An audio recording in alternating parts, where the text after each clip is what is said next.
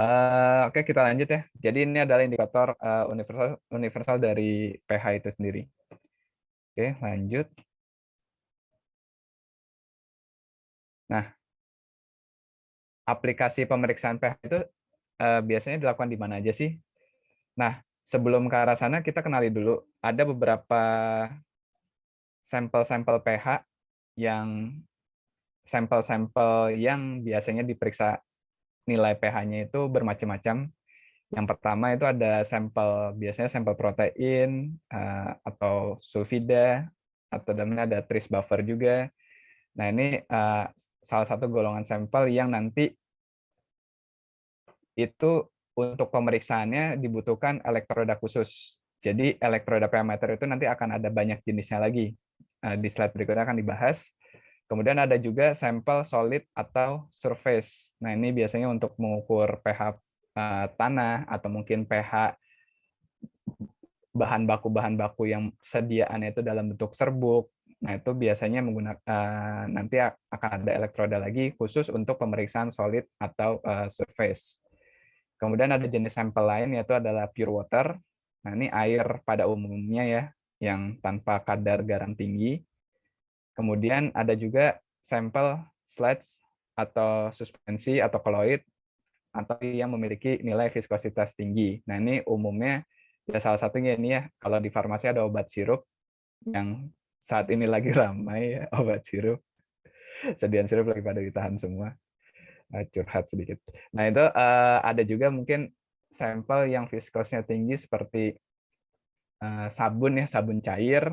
Nah, itu juga salah satu sampel yang punya nilai viskos atau ya suspensi koloid dan semacamnya. Nah, kemudian ada juga high salt content. Nah, ini untuk sampel-sampel yang memiliki kadar garam tinggi, biasanya untuk sampling pH air laut misalnya. Mungkin untuk memeriksa cemaran segala macam. Nah, ini nanti ada elektroda lagi khusus untuk ini. Kemudian terakhir adalah sampel non aqueous. Nah, non aqueous ini contohnya seperti di industri cat, kemudian di industri ya chemical kan ada juga beberapa zat yang non aqueous. Kemudian industri apa ya, minyak goreng mungkin atau ya minyak sawit, minyak bensin. Nah, itu juga untuk pemeriksaannya menggunakan elektroda yang terkategori untuk sampel non aqueous seperti itu. Nah, selanjutnya elektroda dan buffer pH. Nah, elektroda pH sendiri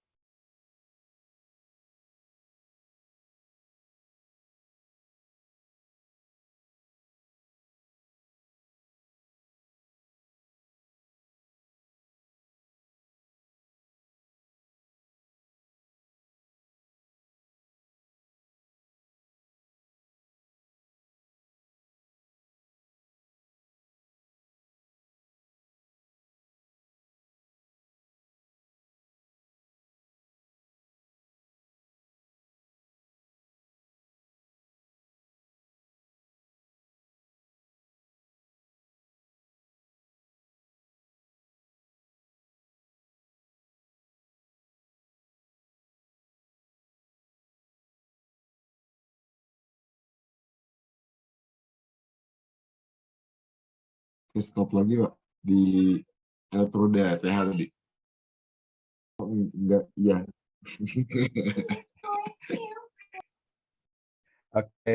Ya, maaf ya teman-teman semua. Mudah-mudahan masih bisa mengikuti ya. Oke, nah ini jadi ada elektroda reference juga. Elektroda reference ini adalah di mana dia itu fungsinya adalah sebagai acuan nilai potensial tetapnya.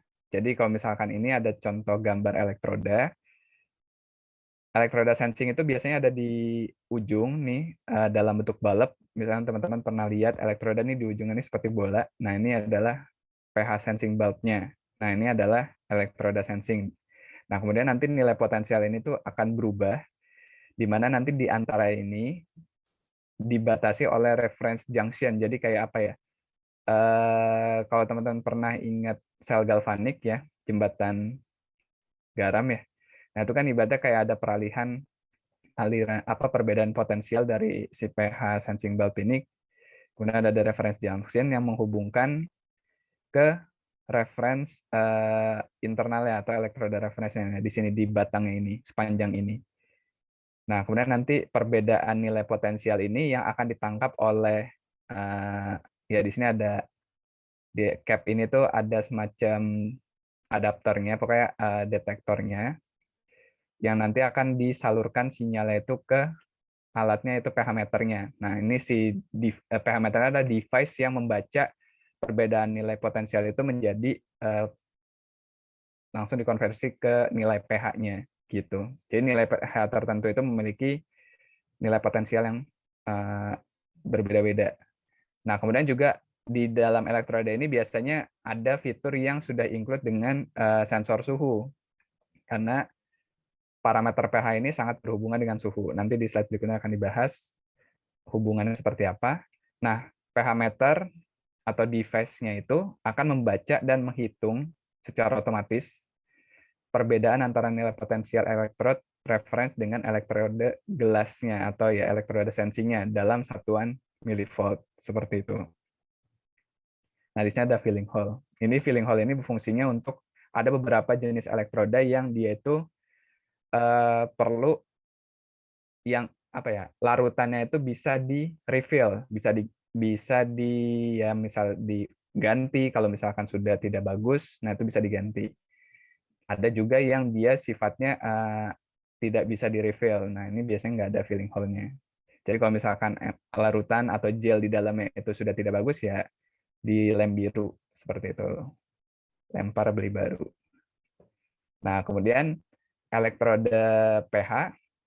Nah, aktivitas elektroda pH sendiri itu dapat digambarkan pada persamaan berikut, di mana E itu adalah potensial terukur dari elektroda sensing. Nah, itu adalah sesuatu yang dicari ya. Kemudian N0 itu adalah potensial tetap dari elektroda referensi. Kemudian di sini ada log AH+, itu adalah nilai pH-nya sendiri, si aktivitas ion H+-nya.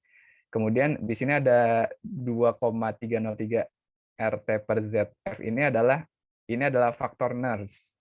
Nah, faktor Nernst sendiri itu turunan dari, kalau misalkan kita bedah lagi, R-nya itu adalah ideal gas konstan, bernilai 8,3144 Joule per Kelvin per mol, Kelvin mol.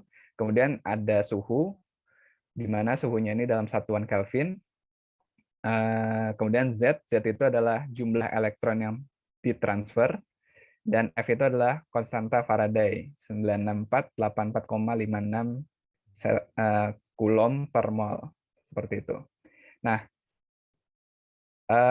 jadi nilai potensial itu kalau misalkan dibuatkan suatu kurva, itu nanti akan jadi seperti ini, di mana Y-nya itu adalah nilai potensial elektroda, kemudian sumbu X-nya adalah nilai pH. Nah, di sini isopotensial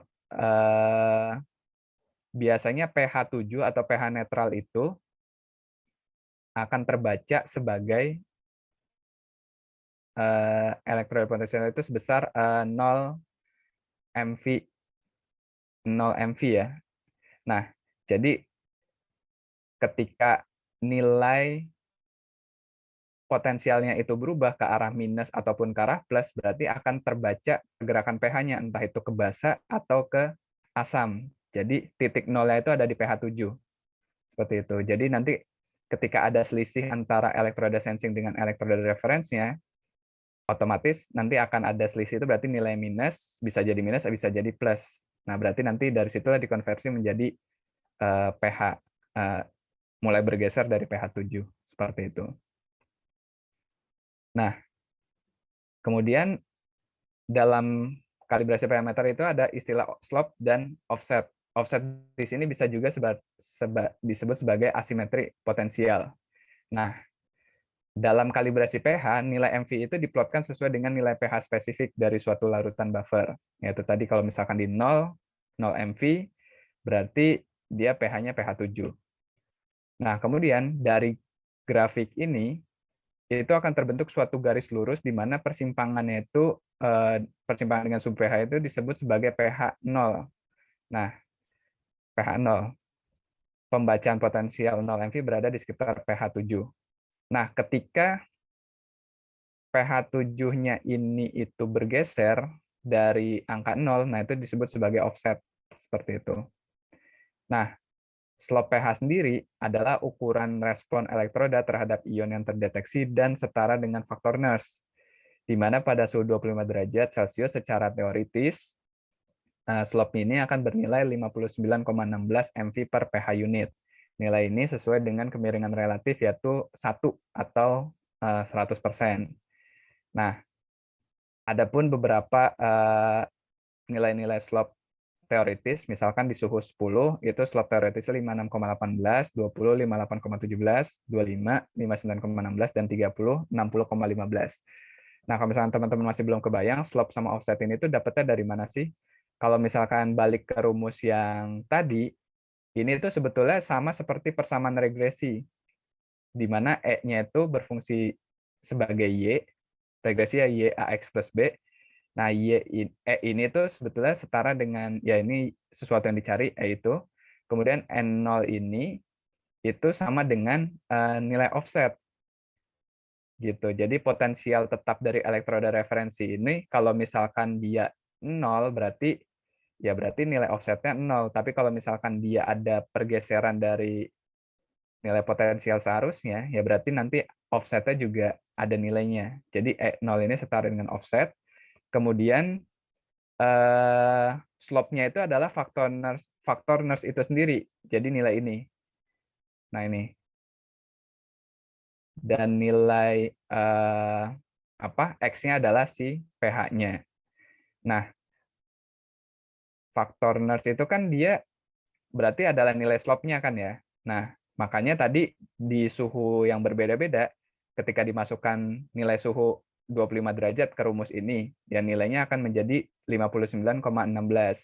Kalau misalkan nilainya 20 dimasukkan ke sini, ya berarti nanti nilainya menjadi 58,16. Seperti itu. Makanya muncullah tabel slope teoretis ini. 20 itu 58,17. Nah, nanti slope dan offset ini fungsinya untuk apa sih? Di slide terakhir akan dibahas. Nah, kemudian untuk kalibrasi pH ini sangat penting mempertimbangkan suhu, di mana pH itu sangat dipengaruhi suhu, karena slope elektroda itu akan berubah dengan variasi suhu. Itu alasan pertamanya.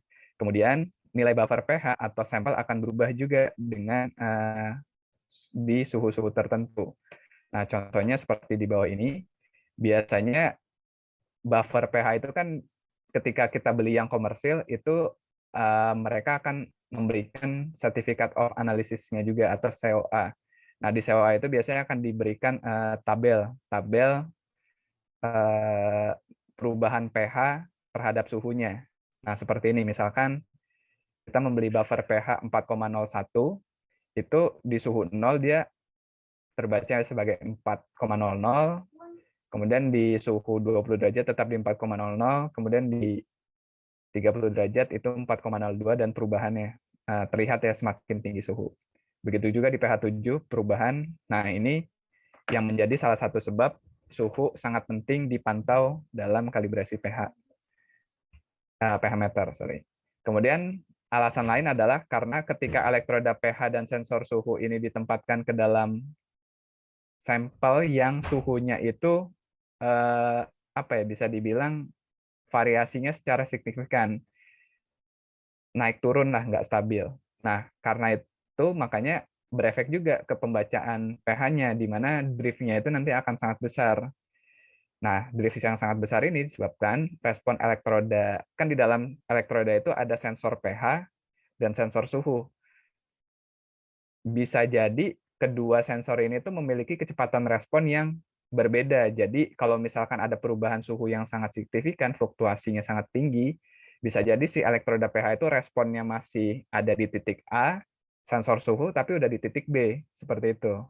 Karena ada perbedaan respon. Nah, ini bisa jadi menyebabkan pembacaan pH-nya itu juga menjadi tidak akurat, bukan tidak akurat, kurang akurat, seperti itu. Nah, makanya suhu sangat penting untuk dipantau. Nah, ini jenis-jenis elektroda saya ambil dari salah satu katalog brand pH meter yang lumayan ternama, itu Thermoscientific. Setiap brand nanti akan mengeluarkan fitur-fitur elektroda ya, beda-beda ya. Nah, ini salah satu contohnya. Mungkin di Unpad kalau nggak salah dulu saat saya masih di SP pakainya pH meter ini ya Pak Ari, meter Toledo ya. Sampai sekarang masih ada kan yang meter Toledo. Nah, itu mereka juga mengeluarkan beberapa tipe-tipe elektroda. Nah, kenapa mereka mengeluarkan tipe-tipe elektroda yang berbeda? Yaitu tadi karena sampel-sampel yang dianalisa itu punya karakteristik yang beda, otomatis elektroda yang digunakan juga didesain khusus untuk sampel tertentu. Nah, contohnya ini kita cepat aja untuk di sini. Jadi ada tipe elektroda yang dia tuh standar size seperti ini, kemudian ada yang ukuran semi mikro, kemudian ada yang beda banget nih. Kalau ini kan gelas bahannya dan bulat ya si bubble-nya. Nah, ada juga yang flat surface. Nah, flat surface ini biasanya untuk menentukan pH apa sampel-sampel pH yang diukur surface-nya atau biasanya materialnya itu solid atau gel seperti itulah. Nah, ada juga yang lain-lain macam banyak-banyak. Nah, kemudian selain dari stylenya, ada juga karakteristik pH-nya itu dari materialnya. Ada yang materialnya glass, ada yang materialnya epoksi.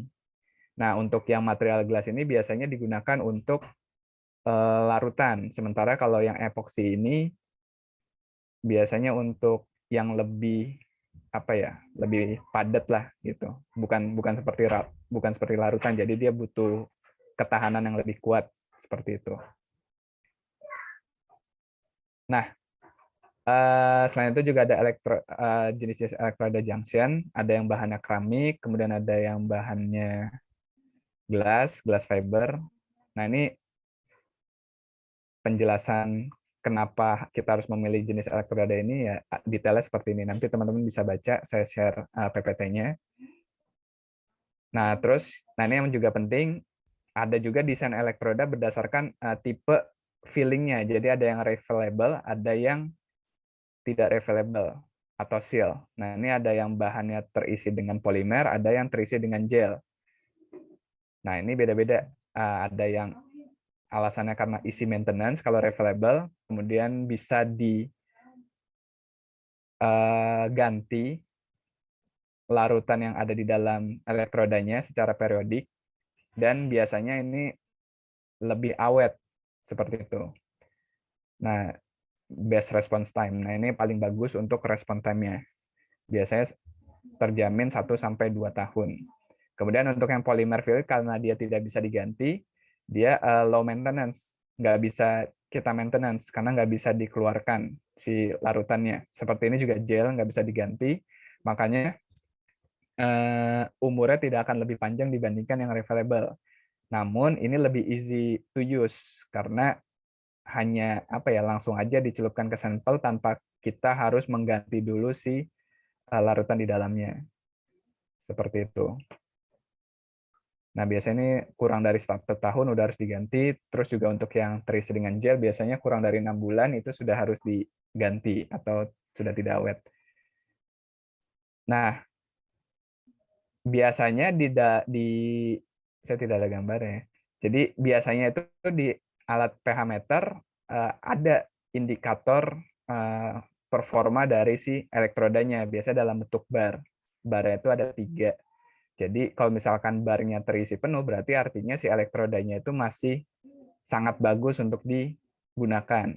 Kemudian nanti barnya itu akan berkurang seiring menurunnya performa dari si larutan yang ada di dalam elektroda itu sendiri. Seperti itu. Kalau yang ini biasanya ya karena bisa di-refill, nanti barnya bisa naik lagi, tapi kalau yang nggak bisa di-refill ya dia permanen, ketika turun ya udah habis. Ketika barnya itu sudah habis, berarti itu indikator untuk kita sebagai user mengganti elektrodanya. Seperti itu. Nah, kemudian yang selanjutnya ada buffer pH, di mana beberapa supplier itu menyediakan buffer komersil di titik-titik pH tertentu. Contohnya seperti ini, ada di pH 10, 7, 5, 4, 1,68, kemudian 6,85, 9,18, 12,46. Nah, ini kita bisa beli komersil. Nah, buffer-buffer yang dibeli komersil ini disebutnya sebagai buffer teknis, di mana nilai pH-nya itu terjamin plus minus 0,02 pH ketidakpastiannya. Atau buffer teknis ini bisa juga kita siapkan sendiri di lab. Namun, yang perlu diperhatikan adalah bahan-bahan yang digunakan dan metode yang dijalankan itu harus tertelusur ke NIST atau DIN. NIST ini sistem standarisasinya Amerika, jadi untuk pH itu kiblatnya ke arah sana, ke NIST ini. Nah, kemudian ada juga buffer primer, di mana ini adalah ya standar baku paling tingginya, yaitu adalah buffer NIST itu sendiri atau DIN. Nah, nilai pH-nya itu terjamin dengan ketidakpastian plus minus 0,005 pH. Seperti itu. Nah, buffer pH ini sebaiknya disiapkan secara hati-hati dan tidak dapat disimpan lama untuk ya buffer teknis.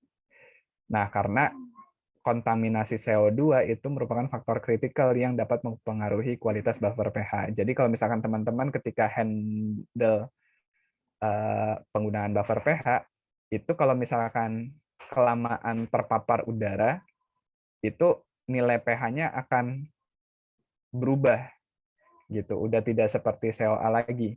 Nah, makanya sangat disarankan untuk penggunaan buffer ini tuh hanya sekali. Jadi dituangkan misalkan dalam wadah botol besar seperti ini ya, itu dituangkan ke beker glass, kemudian ya sudah ketika itu sudah digunakan langsung dibuang. Jadi hanya satu kali pemakaian, jangan dikembalikan lagi ke botol. Karena ya sudah menurun performanya. Dan yang di botol sendiri ketika dituangkan ke beker glass cepat-cepat ditutup lagi agar dia tidak terpapar udara atau CO2 di udara. Nah, kemudian untuk menangani hal itu, meminimalisir resiko itu, makanya kalau di novel itu ketika kita beli buffer pH dengan botol besar seperti ini, kita tempatkan dulu ke wadah-wadah kecil. Nah, seperti vial kecil, vial 5 mili, botol-botol 5 mili, nah itu dituangkan di botol-botol kecil, sehingga kalau misalkan kita butuh untuk kalibrasi harian, kita cuma ambil botol kecil itu, dibuka, kemudian dicelupkan ke elektroda, langsung dibuang si botolnya. Jadi resiko buka tutup yang sering itu nggak akan terjadi gitu. Atau kalau misalkan teman-teman nggak mau repot nuang-nuangin ke wadah-wadah kecil seperti tadi, biasanya di supplier itu menjual buffer pH yang saset seperti ini. Jadi satu ini ya udah langsung sekali pakai aja, nggak perlu dituang-tuangin lagi seperti itu. Nah, ini lebih terjamin. Cuman memang harganya lebih mahal gitu. Oke. Nah, ini adalah tabel buffer pH yang di breakdown lagi nih komposisinya. Jadi ini bisa menjadi acuan teman-teman kalau misalkan ingin mempreparasi buffer pH sendiri di lab. Nah, ini komposisinya seperti ini. Contoh untuk pH di sekitaran 1,6 sampai 1,7 itu bisa menggunakan potasium tetraoksalat 0,05 M. Nah, ini bisa untuk pH ini, atau misalkan teman-teman ternyata butuh untuk di pH sekitaran 6,9 sampai 6,84. Itu bisa menggunakan equimolal fosfat 0,05 M. Atau kalau misalkan ingin butuh pH basa ya tinggal di-prepare aja dari kalsium hidroksida saturated pada suhu 25 derajat. Nah, ini kita bisa dapatkan di suhu kamar 25 atau 20 itu di 12,63 atau 12,45. Jadi ini bisa menjadi acuan teman-teman kalau ingin mempreparasi buffer pH sendiri gitu. Namun yang harus diperhatikan ini sekali lagi ya, material atau bahan-bahan penyusunnya ini dia tuh harus yang tertelusur ke NIST. Jadi harus ada terbukti dari sertifikat ya ketika beli buffer ketika beli reagentnya, itu kan kita dapat juga COA ya, seperti itu. Oke.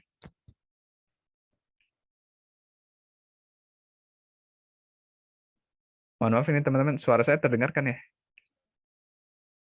Terdengar, Tes. Pak. Terdengar ya? Dari indikatornya mati ini. Oke. Lanjut. Kemudian, nah ini untuk prosedur pembuatannya. Yang dimaksud prosedur pembuatannya sesuai dengan NIST, nah ini saya screenshot dari, agak jelek ya, mohon maaf. Screenshot dari scanan USB 42 chapter 791. Nah ini teman-teman nanti bisa lihat aja prosedurnya seperti ini untuk masing-masing komposisi tadi di tabel tadi. Oke, lanjut. Ketika kita sudah siapkan elektrodanya, udah ada, kemudian ya pH meternya juga sudah ada, buffer pH-nya sudah ada, lanjut ke persiapan kalibrasi. Apa aja sih yang dibutuhkan untuk kalibrasi pH meter? Yang pertama otomatis pH meternya itu sendiri ya, ini display pH meternya. Kemudian elektroda pH-nya yang ini. Kemudian buffer pH-nya. Nah, buffer pH-nya itu minimal sebetulnya 2 bisa, tapi lebih disarankan 3 agar bisa membentuk kurva regresi.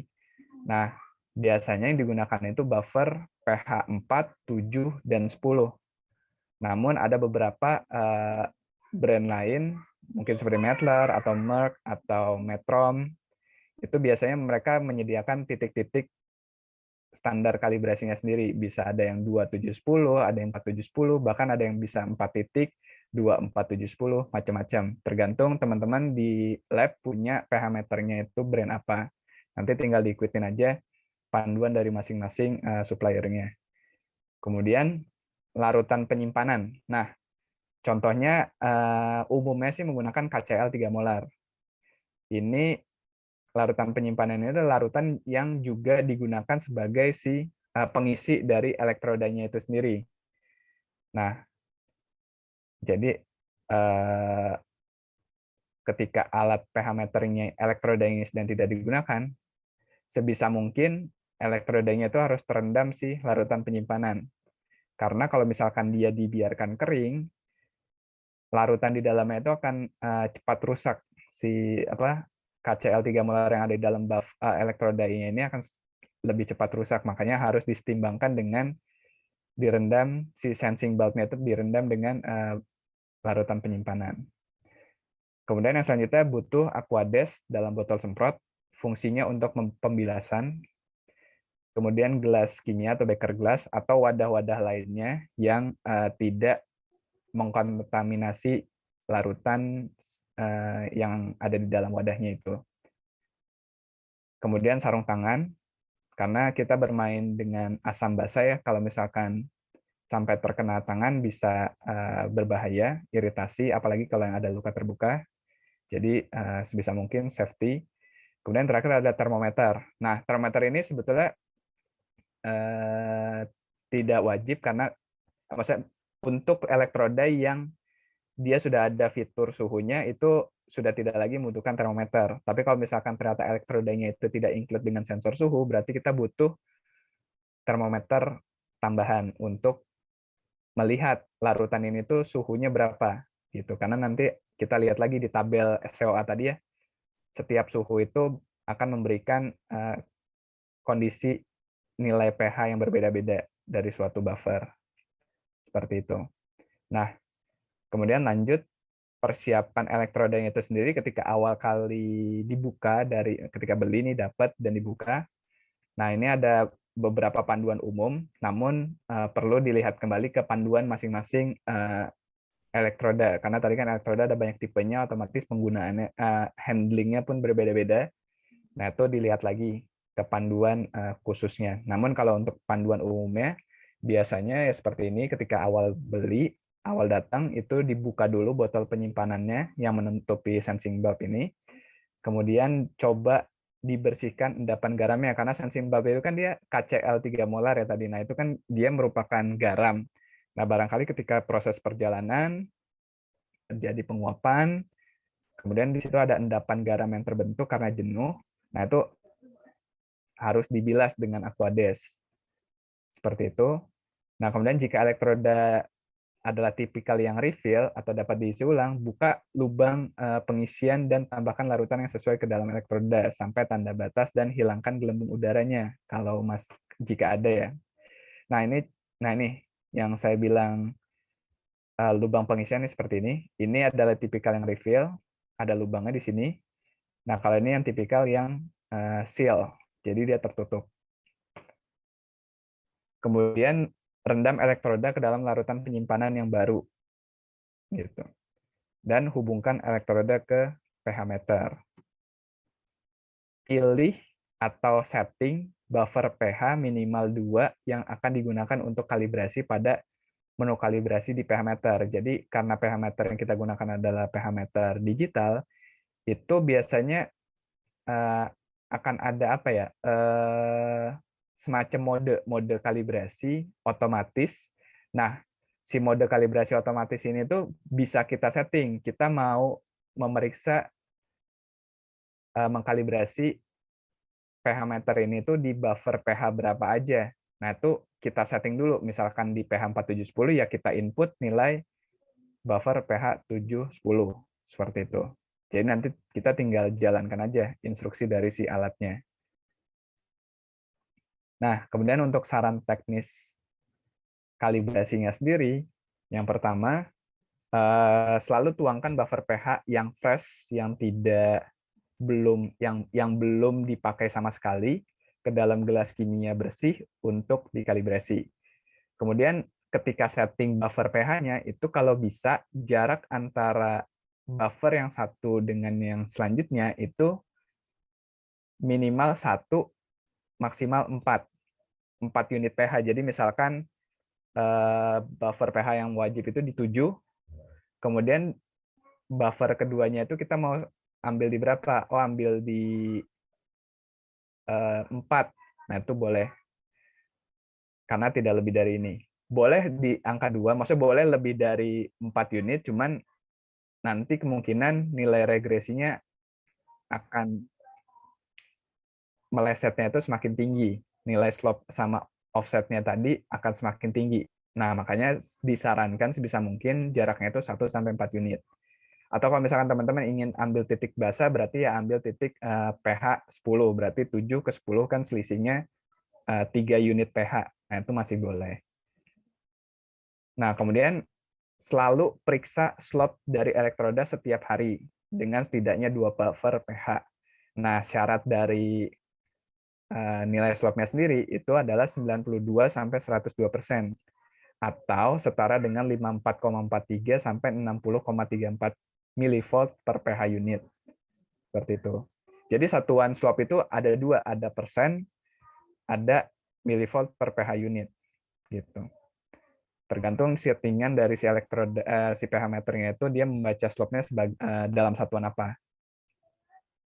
Nah, jika elektroda dapat diisi ulang, buka lubang pengisian selama kalibrasi, jangan ditutup.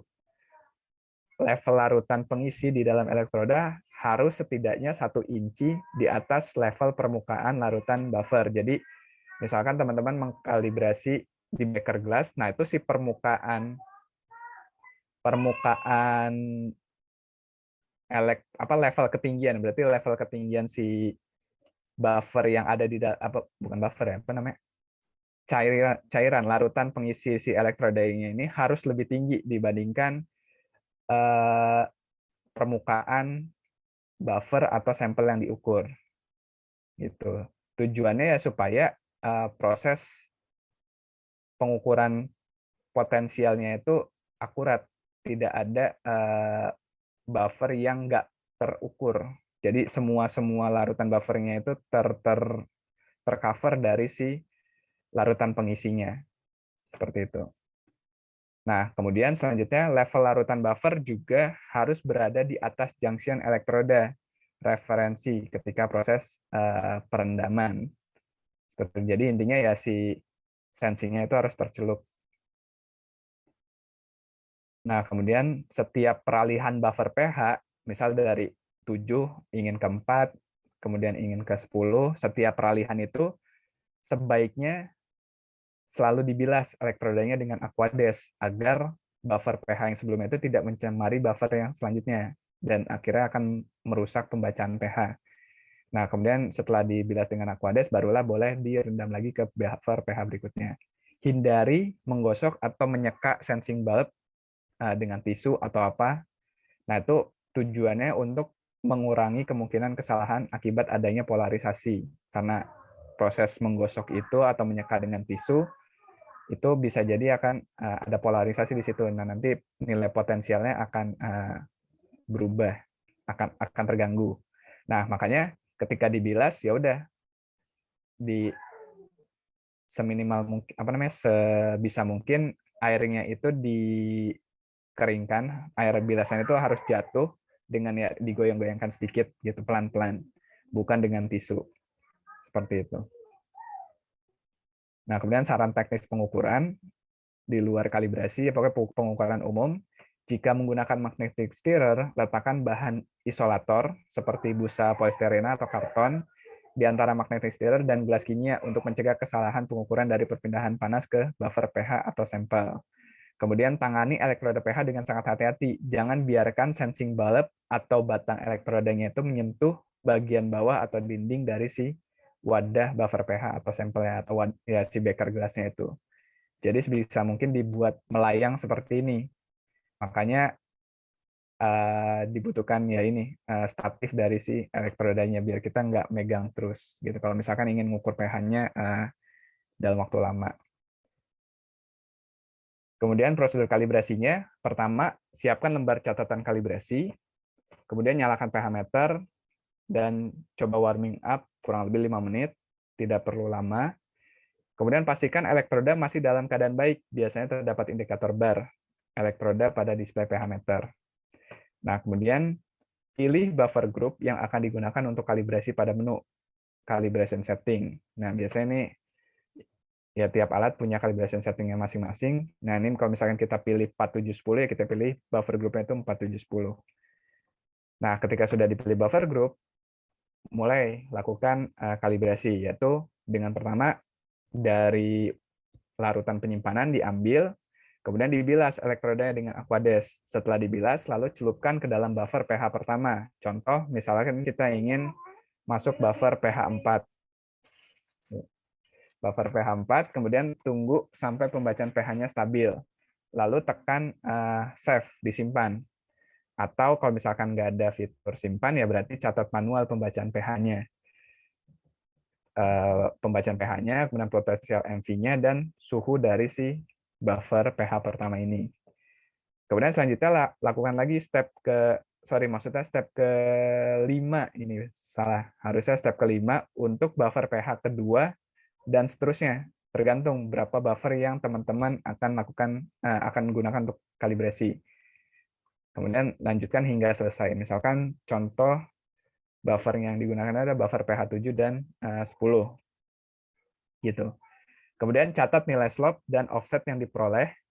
Jika tidak otomatis, maka perlu dihitung manual dari data pembacaan yang diperoleh. Nah, biasanya nilai slope sama offset itu ketika kita selesai kalibrasi dan sudah di-save semua nih, kalau yang otomatis, nilai slope dan offset itu terhitung sendiri, terhitung otomatis di alatnya, jadi langsung keluar di display slope-nya berapa, offset-nya berapa.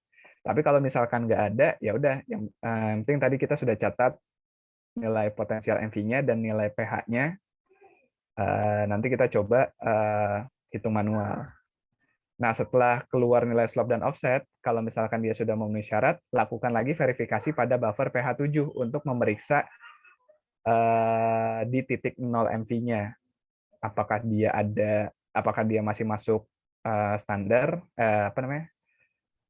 persyaratan atau sudah keluar dari persyaratan. Kalau sudah keluar dari persyaratan, ya berarti coba dilakukan penanganan terhadap elektrodanya, mungkin di refill kah untuk yang bisa di refill, atau mungkin direndam dulu dengan KCl 3 molar agar dia setimbang dulu. Bisa itu. Kalau misalkan penanganan itu sudah dilakukan tapi masih tidak memenuhi persyaratan, ya berarti kesimpulannya elektrodanya sudah harus diganti. Gitu. Nah, setelah melakukan kalibrasi, rendam kembali sensing bulb ini ke dalam larutan penyimpanan yang sesuai dengan elektrodanya. Jangan dibiarkan kering atau terpapar udara terbuka terlalu lama. Oke. Nah, ini contoh perhitungan manualnya. Yang pertama dicatatkan tadi adalah temperatur ya. Temperatur 20 derajat Celcius. Nah, buffer. Ini contohnya kita menggunakan 2 buffer pH aja ya. Nah, ini untuk larutan buffer pH pertama itu pH 7, ternyata didapat nilainya itu adalah minus 2 mV. Kemudian setelah dilihat di pH value-nya di suhu 20 derajat ini, minus 2 mV ini setara dengan pH 7,02 gitu. Kalau misalkan di pH meter sudah langsung nilai pH-nya ya lebih bagus. Jadi kita nggak perlu hitung lagi, nggak perlu ngecek lagi ke buffer tabel si COA-nya. Kemudian second buffer solution di pH 4 itu terbaca positif 169 mV, di mana ini setara dengan 3,99.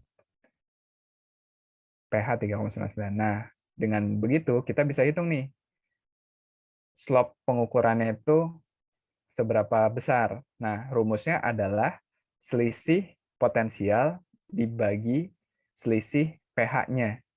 Gitu. Nah, misalkan di sini kita dapat angka 171 mV. Nah, ini didapat dari selisih antara buffer pH 4 dengan pH 7. Jadi plus 169 ini dikurangi minus 2, berarti kan jadi positif ya. Berarti jarak antara pH 7 ke pH 4 ini jaraknya adalah sebesar 171 mV.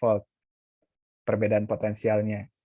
Kemudian selisih nilai pH-nya juga dihitung, yaitu adalah jarak antara 7,02 ke 3,99 ini kan sebesar 3,03. Nah, setelah dapat itu, 171 mV dibagi 3,03, didapatlah 56,44 mV. Nah, ini adalah nilai slope perhitungan. Kemudian nilai slope relatif itu adalah hasil bagi nilai slope perhitungan dibagi dengan theoretical-nya. Theoretical slope yang tadi yang sudah kita bahas di awal, untuk suhu 20 derajat Celcius, teoretisnya adalah 58,16 mV. Nah, ini digunakan untuk membagi measured slope-nya. 56,44 dibagi 58,16 didapatlah 0,970. Di mana kalau ingin dijadikan persen berarti dikalikan 100 yaitu sebesar 97%. Nah, kita dapatlah nilai slope-nya itu 97%. Kemudian untuk nilai offset potensialnya, itu kita bisa lihat dari hasil pengukuran di pH 7. Kan tadi pH 7 itu seharusnya dia ada di 0 mV. Nah, kalau misalkan tidak 0 mV, berarti di situ ada nilai offset. Nah, nilai offsetnya berarti ya tinggal dilihat aja. Nilai offset itu adalah potensial di pH 7. Di sini kita dapat minus 2 mV. Seperti itu. Pergeserannya berarti minus 2. Offset ya. Spread offset. Nah, terus tadi kan teman-teman misalkan menggunakan beberapa buffer. Di sini contohnya ada 5 buffer nih yang digunakan untuk mengukur kalibrasi pH. Buffer 1, 2, 3, 4, 5. Nah, ini bisa teman-teman ukur nilai slope-nya masing-masing. Kan setiap jarak ini ada nilai slope-nya, kemudian buffer 2 ketiga ada slope-nya lagi, dan seterusnya di masing-masing selisih buffer ini ada nilai slope-nya sendiri-sendiri. Nah, nanti bisa juga dihitung sebagai average slope. Semua slope masing-masing ini tuh bisa dihitung sebagai average slope 98,1%. Ada 2 metode sebetulnya untuk penentuan kelulusan dari si elektroda pH ini. Jadi kita bisa hitung slope-nya secara segmented seperti ini, nah itu metode 1, atau kita bisa ukur nilai slope-nya itu langsung linear, langsung semuanya sekaligus gitu. Itu terserah teman-teman bisa menggunakan yang mana saja, tergantung kebutuhannya. Kebutuhannya lebih ke ini sih, misalkan teman-teman hanya punya buffernya itu, misalkan hasil kalibrasinya itu ternyata untuk di pembacaan pH basah, itu dia slope-nya tidak memenuhi syarat, nggak lulus.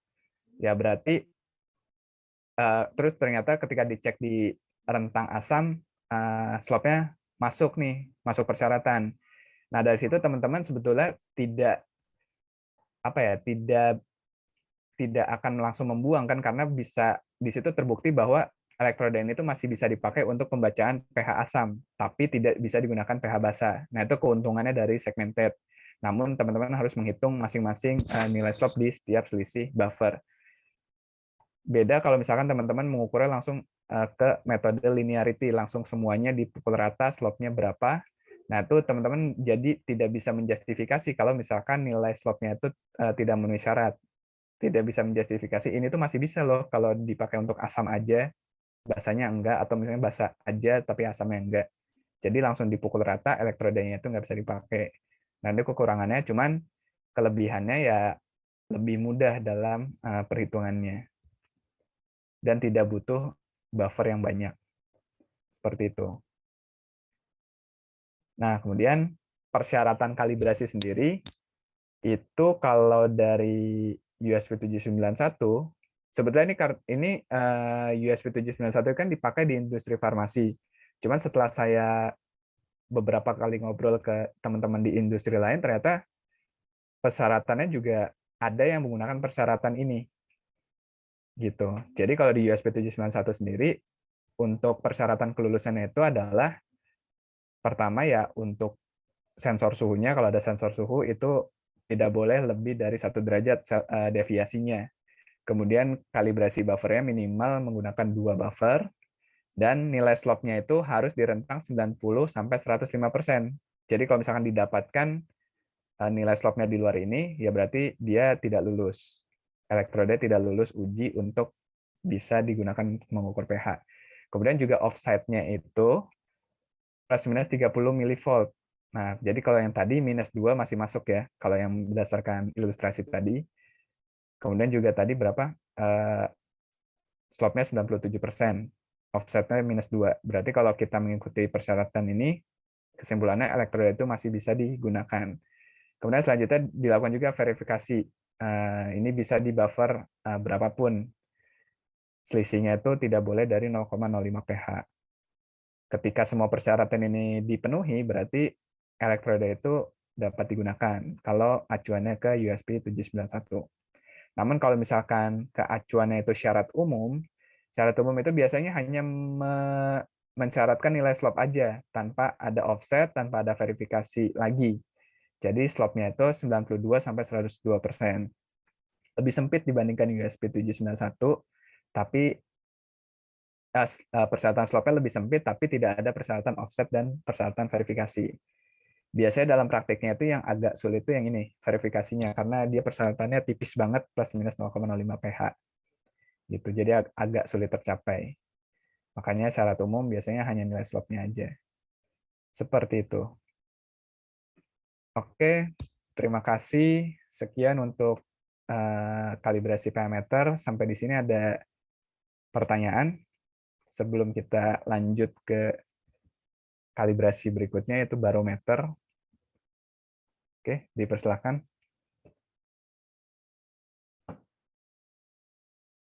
Oke.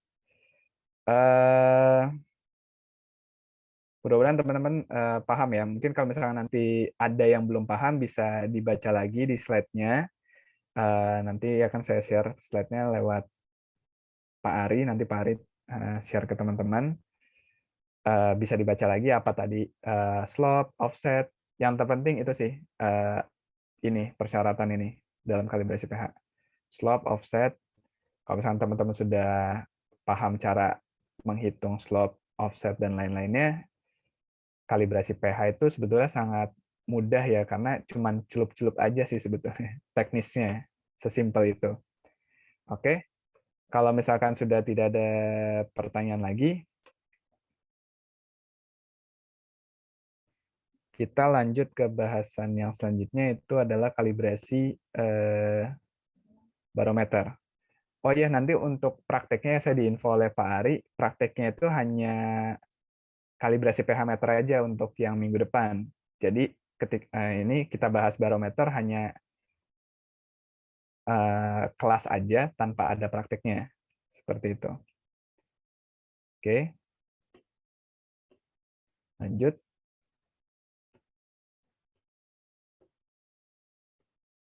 Nah, pengantar dan teknik kalibrasi barometer. Barometer sebenarnya apa sih?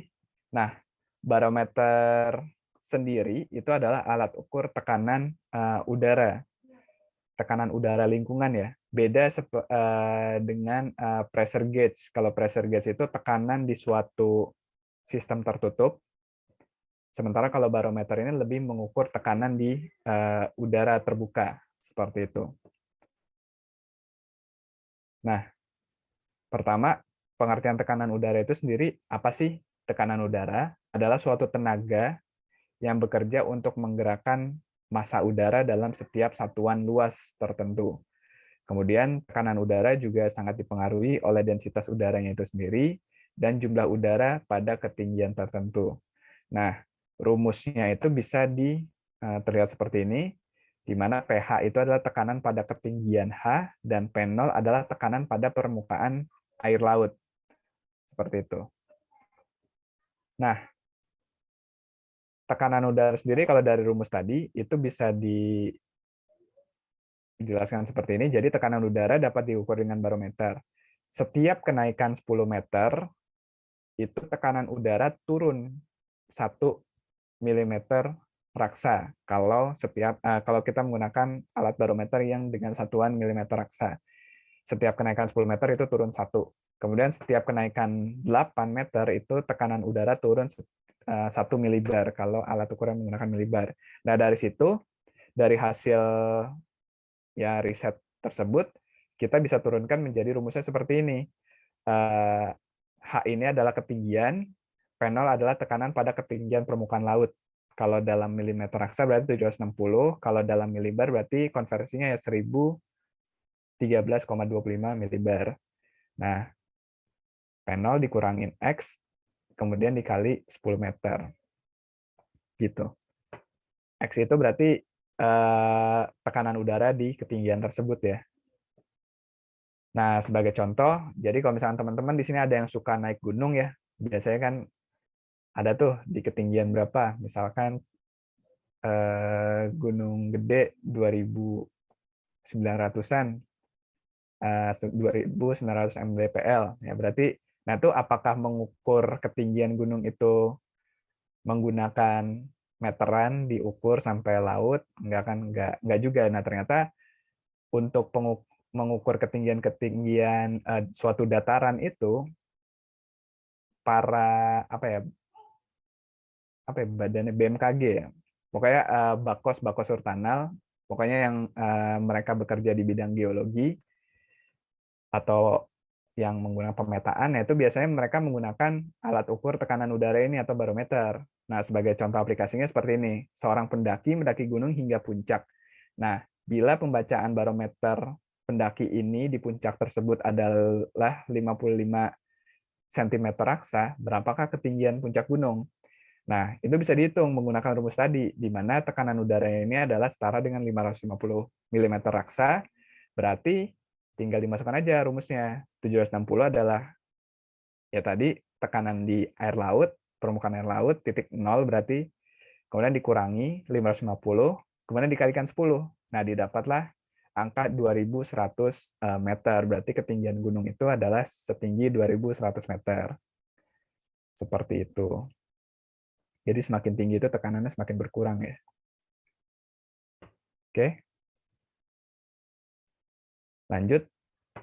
Untuk prinsip dan ruang lingkupnya, barometer ini adalah alat untuk mengukur tekanan udara, biasa digunakan untuk prediksi cuaca atau mengukur ketinggian suatu tempat. Kemudian atau ya kalau misalkan aplikasinya di lab atau di industri, kemarin seperti kalibrasi timbangan atau kalibrasi volumetrik, dia juga bisa digunakan untuk mengukur tekanan udara di suatu ruangan. Seperti itu. Nah, prinsip kalibrasi ini adalah point-to-point atau perbandingan antara barometer standar dengan barometer yang menjadi objek kalibrasinya. Nah, ruang lingkup ini bisa menggunakan barometer air raksa, barometer air, barometer elektronik, atau barograf. Gitu. Nah, untuk satuan tekanan udara sendiri itu macam-macam ya. Ada bar, ada milibar, ada sentimeter raksa, ada pascal, ada sentimeter air, ada ATM, bahkan ada PSI juga yang tidak tercatat di sini, ada PSI, macam-macam. Nah, itu konversinya bisa teman-teman googling ya, ada banyak di Google untuk konversinya itu berapa. Biasanya saya kalau misalkan sehari-hari ketika melakukan kalibrasi kan sering ditemukan beberapa alat ukur tekanan itu satuannya beda-beda. Ya udah nanti tinggal dikonversikan aja di perhitungan template kalibrasinya. Seperti itu. Nah, kalau berdasarkan K02 revisi 1 Oktober 2020, barometer ini disarankan untuk dikalibrasi setiap 1 tahun sekali. Seperti itu. Nah, jenis-jenis barometer sendiri itu ada barometer air raksa seperti ini, aneroid, kemudian ada barometer digital nih yang biasa dipakai oleh teman-teman ya kalau misalkan smart smart apa namanya? Smartwatch. Teman-teman di sini yang suka lari kan biasanya ada tuh yang fitur-fiturnya juga elevasi ya, bisa ngukur ketinggian. Nah, itu biasanya mereka ada barometernya di jam itu. Atau mungkin bisa jadi dia nggak ada barometer tapi terkoneksi ke internet yang mengukur tekanan udara di ketinggian itu. Ada juga barograf. Nah, ini adalah tipe barometer yang jadul ya, masih seperti ini. Masih prinsipnya menggunakan load cell ya. Kalau ini kan aneroid, analog. Kalau ini load cell ya berarti nanti dia mengukur tekanan, sama seperti timbangan. Seperti itu. Nah, kemudian jenis-jenis barometer tadi itu memiliki rentang ukur yang berbeda-beda. Contoh seperti barometer Araksa ini, dia rentang ukurnya ada 800 sampai 1100 milibar, Anaroid itu 800 sampai 1050 milibar, yang digital 600 sampai 1100 milibar, dan barograf itu 960 sampai 1040 milibar. Seperti itu, bermacam-macam. Kemudian untuk persyaratan kalibrasi, pertama persiapan alat, di mana dibutuhkan barometer standar, ya otomatis harus tertelusur ke standar nasional maupun internasional, serta akurasinya itu harus lebih tinggi daripada UT. Ya standar ya, ini seperti kalibrasi pada umumnya. Kemudian petugasnya itu kalau bisa hanya dilakukan oleh 1 orang, tujuannya agar biar bisa apa namanya, pembacaannya itu hanya dari 1 orang, tidak paralak. Ini lebih ke teknis sih. Kemudian media kalibrasinya itu menggunakan mini chamber atau pressure chamber. Jadi pada prinsipnya karena ini alat ukur ruangan terbuka, ya pokoknya suatu bukan nggak harus terbuka, pokoknya suatu ruangan. Jadi ya sama seperti kalibrasi hygrometer kemarin, kita butuh suatu chamber yang chamber itu tuh kita bisa kondisikan, bisa kita simulasikan tekanan yang kita inginkan berapa. Ya nanti tinggal kita bandingkan pembacaan antara barometer standar dengan barometer UUT-nya. Ya samalah seperti hygrometer. Nah kalau ini ya berarti kalau hygrometer kemarin teman-teman bisa pakai ya garam yang dituangkan air kemudian nanti air yang menguap, atau mungkin pakai humidifier untuk pengkondisian humidity-nya. Nah kalau ini berarti teman-teman butuh apa ya? Udara bertekanan atau compressed air yang bisa diinput ke dalam chamber ini. Jadi kita bisa setting tekanan di dalam chamber ini tuh seberapa besar dari seberapa banyak udara bertekanan yang dimasukkan ke dalam chamber. Seperti itu. Nah, itu biasanya ada alatnya. Udara bertekanan bisa jadi kayak misalkan kalau teman-teman nggak kebayang, compressed air tuh bisa di alat ini, di alat kalau misalnya teman-teman ban bocor, isi bannya kan pakai alat itu ya, alat pembuat kompres airnya. Nah, nanti otomatis udara di dalam diinput ke dalam ban teman-teman, ya itu contoh pakai alat itu. Nah, nanti udara berdekatan itu dimasukkan ke dalam chamber ini supaya kita bisa kondisikan tekanan di dalamnya itu sesuai yang kita inginkan. Seperti itu. Nah, kemudian selain itu, ini pressure generator namanya. Ya, itu yang kayak di tukang tambal ban ya. Salah satu contohnya itu yang banyak dipakai. Nah, kalau ini yang biasa dipakai lab, tampilannya seperti ini. Kemudian ini piston gauge atau peralatan yang digunakan untuk mengkalibrasi barometer. Jadi nanti bisa ini tuh sebenarnya kayak apa ya? Kayak utilitasnya aja ya, supaya dia tuh bisa mengkoneksikan pressure generator ini ke chamber seperti itu. Kemudian untuk ruangannya itu dia dikondisikan 23 plus minus 2 derajat Celcius dengan kelembapan relatif 55 plus minus 5%. Jadi kalau bisa stabil. Nah, prosedur kalibrasi barometer sendiri, pertama, siapkan lembar kerja secara lengkap, kemudian bersihkan alat yang akan dikalibrasi dari kotoran dan debu, kemudian khusus untuk barometer air raksa, sebelumnya dirakit dulu dan digantung selama 24 jam agar setimbang. Kemudian catat nomor kalibrasi dan spesifikasi alat yang akan dikalibrasi, serta data kondisi lingkungan pada lembar kerja. Kemudian lihat instruksi manual alat, pasang selang ke barometer digital standar. Kemudian untuk mengambil data, masukkan unit under test ke dalam chamber, tutup pintu dengan rapat, kalau bisa jangan sampai ada kebocoran, kalau misalkan ada bocor, harus biasanya alat bantu semacam seal gitu, seal karet atau spons atau ya semacamnya agar tekanannya itu nggak bocor. Jadi kalau misalnya tekanan bocor ya ketika kita input kompres air sebanyak apapun, tekanannya nggak akan bertambah karena ada udara yang keluar, seperti itu. Kemudian hidupkan chamber, putar valve untuk mengatur tekanan yang diinginkan, tunggu hingga tekanan di dalam chamber stabil kurang lebih sekitar 30 menit. Kemudian baca dan catat pembacaan unit under test dengan standar pada lembar kerja, kemudian dibandingkan. Khusus untuk barometer air raksa atau air, sebelum dibaca perlu atur vernier ke permukaan cembung air raksa. Baca dan catat suhu termometer yang menempel di barometer. Sebetulnya saya sendiri pun juga belum pernah handling ini ya, baru dari baca-baca aja, karena kayaknya barometer yang seperti ini sudah sangat jarang dipakai ya. Sekarang sudah banyak dijual di pasaran yang dalam bentuk digital, jadi lebih simpel dalam teknisnya. Kemudian ulangi langkah di atas dan lakukan kalibrasi dengan mode increase dan decrease. Jadi kalibrasi tekanan ini tuh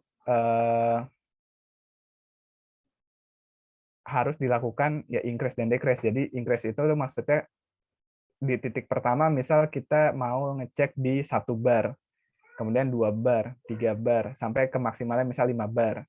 Nah itu proses naik, diambil datanya. Kemudian ketika proses turunnya pun juga diambil lagi datanya. Jadi jangan langsung di loss tekanannya. Jadi dari 5 ke 4 dicatat, ke 3, ke 2, sampai ke 0 lagi, itu dicatat semua datanya. Jadi sebagai data decrease. Nah, kemudian setelah selesai, buka drain valve dari chamber untuk mengeluarkan tekanan chamber, dan pastikan tekanan di dalam chamber dan di luar, ya di udara lingkungan, itu sama agar tidak terjadi ledakan ketika dibuka pintunya gitu. Jadi udara langsung meledak jas gitu. Jadi harus dikeluarkan sedikit demi sedikit dari si drain valve. Kalau meledak ya berbahaya otomatis karena itu tekanan lumayan bisa ya seperti dipukul lah, pukul tapi sama udara gitu. Nah, kemudian khusus untuk barometer air raksa atau air, baut station perlu diganti dengan baut transport kemudian disimpan di dalam kotak. Jadi ada kondisi yang steady ketika pengukuran dan ketika transport itu harus diganti. Ketika dibawa-bawa, tujuannya mungkin untuk menstabilkan si sistem analognya ya. Ya saya juga belum pernah lihat sih, tapi secara teorinya seperti itu. Kemudian, ya ini tadi yang dimaksud dengan increase dan decrease, keduanya harus diambil data. Tujuannya apa? Tujuannya adalah untuk melihat respon dari barometer apakah membentuk persamaan linear atau persamaan lengkung polinomial pada kedua pergerakan tersebut. Jadi harus dipastikan pergerakan naik dan pergerakan turun itu harus linear. Karena ada beberapa alat tekanan yang dia ketika naik tuh lancar, tapi ketika turun dia tuh ada mungkin sempat ketahan di titik tertentu, kemudian lama-lama tiba-tiba langsung melonjak ke turun gitu. Ketika jadi nggak perlahan turun, jadi kayak seperti ketahan. Nah itu juga perlu dicek. Kemudian untuk pengolahan dan pelaporan datanya, yang pasti kita cari tahu nilai koreksi antara standar dengan UUT-nya. Kemudian ketidakpastian, ya ini ketidakpastian yang umum dihitung, yaitu resolusi pembacaan, kemudian ketidakpastian dari si standar yang digunakan, ketidakpastian dari hasil repeatability atau berapa banyak data yang diambil, dan ketidakpastian drift dari si standar itu sendiri. Kemudian nanti semua ketidakpastian yang jadi ketidakpastian gabungan, dan jadilah ketidakpastian diperluas yang nanti akan dimasukkan juga ke pelaporan kalibrasi. Seperti itu. Oke, terima kasih. Sekian sedikit ya kalau untuk barometer ya. Karena sebenarnya teknisnya sebetulnya sama aja seperti kalibrasi hygrometer, cuman bedanya nanti di chambernya aja. Seperti itu.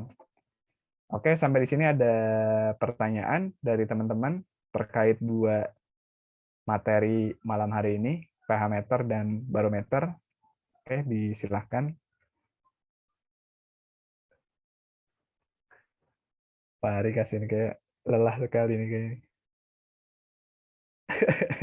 Mas Sofia lebih lelah ini. Aduh. Ngurusin ini, sirup, BG, PG. Aduh, iya. Oh enggak sih kalau saya Nunggu antrian dari BPOM ya.